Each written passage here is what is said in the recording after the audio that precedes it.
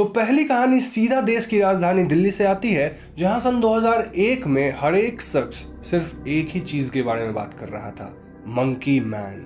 जी हाँ, 2001 की शुरुआत में एक अजीब सी बात फैलने लग गई थी, जिसके हिसाब से कोई क्रीचर लोगों पे अटैक कर रहा था और ये क्रीचर एक मंकी जैसा दिखता था। लोगों का कहना था कि इसके घने काले बाल थे, इसकी आंखें लाल लाल सी थी जो कि चमकती थी, इसके क्लॉज मेटल के थे और ये एक मेटल हेलमेट पहनकर एक छत से दूसरे छत पे कूदता रहता था। ये तकरीबन 4 फुट लंबा था और जब ये एक बिल्डिंग से दूसरे बिल्डिंग के छत पे कूदता होता था तो उस वक्त अगर कोई बिल्डिंग पे होता तो वो उस पे अटैक कर देता था। अब लोगों के हिसाब से यूजुअली ये मंकी मैन रात को ही अटैक करता था और यही वजह है कि उन दिनों लोग छत पे सोना तक बंद कर दिए थे।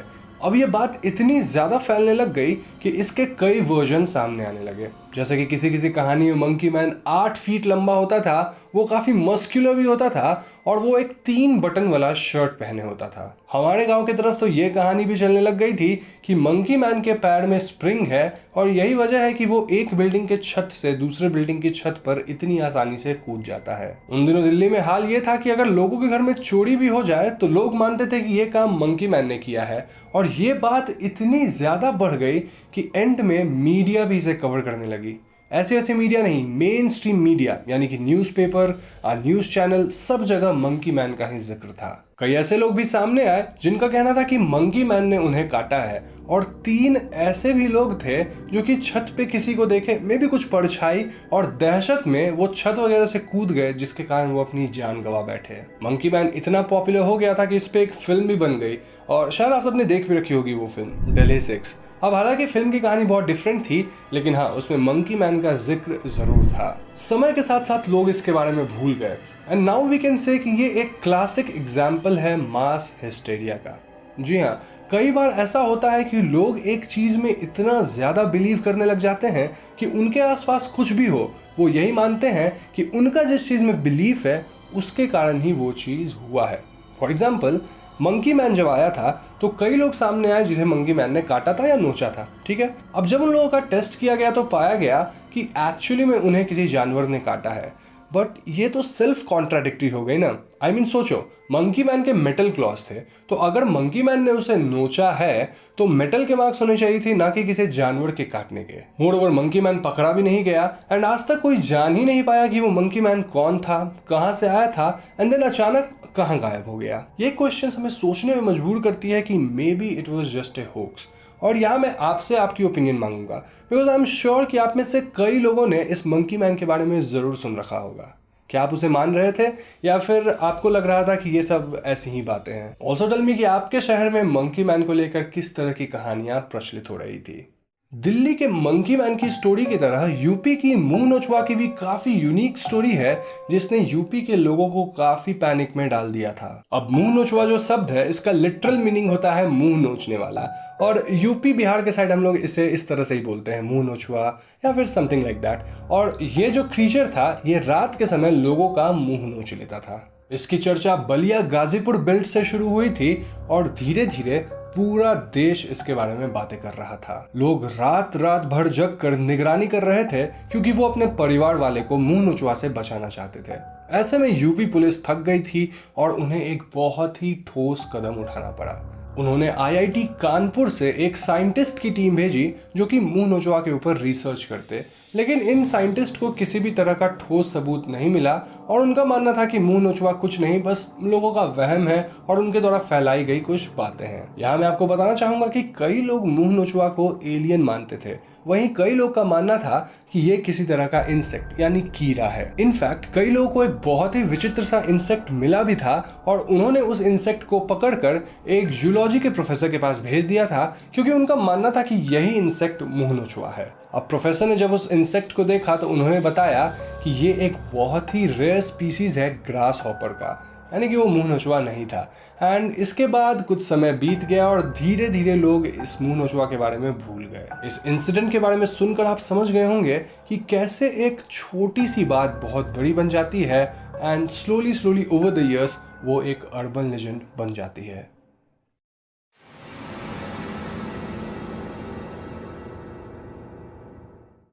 नब्बे के दशक में बेंगलुरु में एक बहुत ही अजीब सी बात फैलने लग गई थी। लोग मान रहे थे कि एक औरत लोगों के घर पे रात को आती है, उनका दरवाजा नॉक करती है और अगर किसी इंसान ने दरवाजा खोला तो या तो वो मारा जाएगा या फिर वो हमेशा के लिए गायब हो जाता था। ये औरत लोगों को उनके रिलेटिव्स की आवाज निकालकर अपने पास बुलाती थी और इसका जो टारगेट था, मेन टारगेट, वो सिर्फ मेल यानी कि पुरुष लोग होते थे। पुरुषों के अलावा ये बच्चों तक को उठा ले जाती थी और ऐसे में इस चुड़ैल से बचने के लिए लोगों ने एक बहुत ही अजीब सा उपाय निकाला। जी हाँ, लोग अपने घर पे नाले बा लिखने लग गए, जिसका अर्थ होता है कल आना।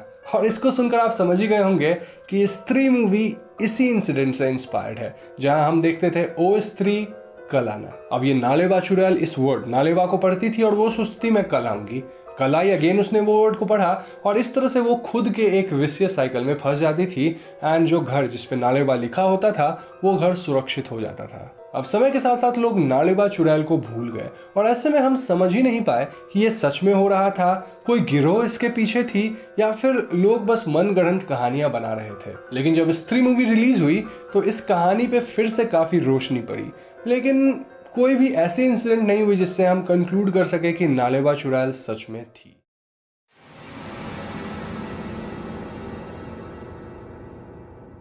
Okay, frankly tell me, how would you feel अगर मैं आपको कहूं कि हिमेश रेशमिया के पास भूतों को बुलाने की ताकत है? बहुत अजीब सी बात है ना, लेकिन लोग इस बात को बिलीव करते थे।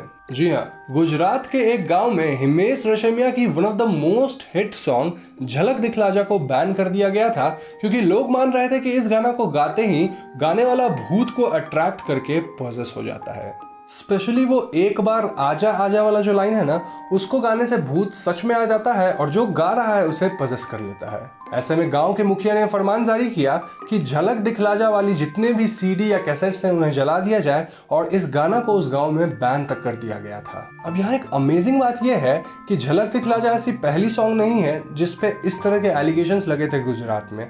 इनफैक्ट एक गुजराती सॉन्ग सनीदो सनीदो के बारे में ऐसा कहा जाने लगा था कि इस गाना की मदद से विचेस जो है ना वो औरतों को पकड़ लेती है।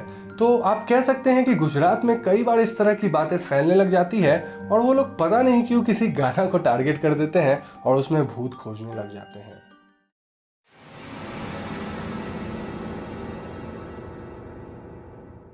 अब इंडिया के पास भी अपना एक बिगफुट है जिसे मंदे बारूम के नाम से जाना जाता है। इंडियन बिगफुट मेघालय के गारो हिल्स में रहता है, जिसकी हाइट लगभग 10 फीट है और इसका वजन 300 किलो से भी ऊपर है। अब बाहर के बिगफुट से कंपेयर किया जाए तो इंडियन बिगफुट जो है वो हर्बीवोर है, यानी कि वो पेड़ पौधे, फ्रूट्स, वेजिटेबल्स ये सब खाता है, जबकि हमने सुना है कि बाहर बिगफुट ह्यूमंस तक को मार देते हैं। लेकिन यहाँ ऐसा कोई केस नहीं है। दिखने में ये काफी विशालकाय है और ये ब्लैक या फिर ग्रेश कलर के एप की तरह काइंड ऑफ वैसा ही कुछ दिखता है। अब फॉरेस्ट ऑफिशियल्स की माने तो उनका कहना है कि ये सब जो बातें बिगफुट के बारे में बताई जा रही है ये सब झूठ है और उन्होंने कभी भी हिल्स में या फिर फॉरेस्ट में बिगफुट को नोटिस नहीं किया है। लेकिन मेन स्ट्रीम मीडिया या फिर वहाँ के लोकल लोग इस चीज में काफी बिलीव कर रहे थे और यहीं से बिगफुट की कहानी यानी कि मंदे बारूम की कहानी काफी ज्यादा फेमस होने लगी थी। अब ये बिगफुट की बातें कई सारे देश में चलती है, जैसे यूएस में अपना एक बिगफुट है, फिर इसके अलावा मेक्सिको में कहा जाता है, ब्राजील में भी,